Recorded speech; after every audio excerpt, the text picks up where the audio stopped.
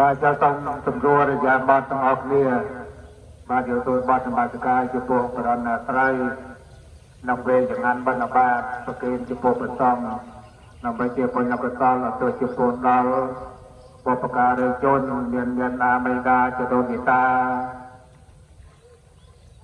ទូចធំប្រស្រីព្រមទាំង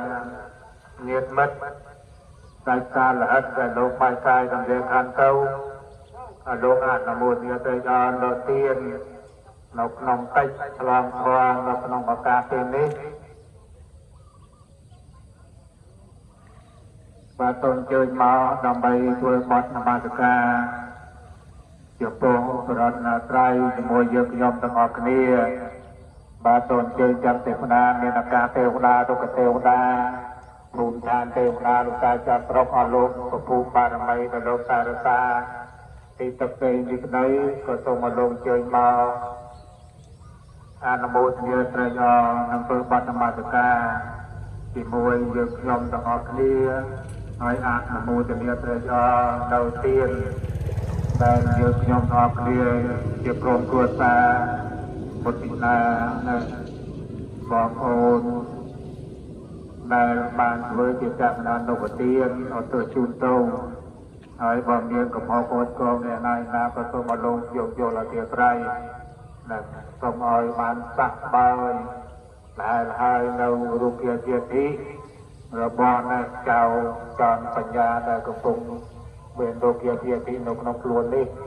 នឹងសូមឲ្យអរលោកជួយហើយសូមជើញមកសូមបានសមាជិកមួយយើងខ្ញុំដល់គ្នាដូចតទៅ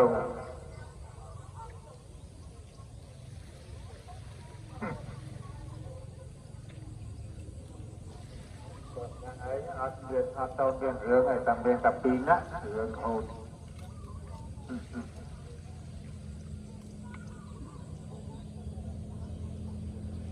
កាយវន្តនី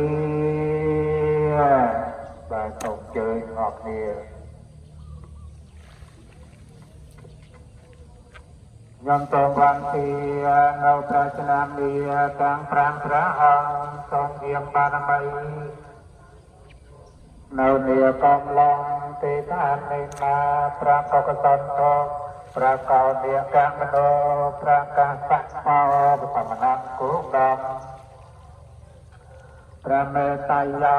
ពោធិសត្វខ្លៃព្រះបង្ព្រះធម៌ជាជ្រៅបោប្រសាពេក្រៃ84000តតមកានទីនៃរបស់ទីតៃរលអង្គព្រះអង្គព្រះសង្ឃព្រះកៅតត្រកជាបទព្រះពុទ្ធលក្ខបញ្ញាព្រះកៅដកខ្ញុំសូមលោកអត់តែវាចាចិត្តដល់នៅជាខ្ញុំព្រះត្រៃរតនាសូមកុំចាត់បងសត្វស្រោនានាទុកសោគ្រប់វិនិយាទៅវានិមើទីតាទុកានទីតាការេ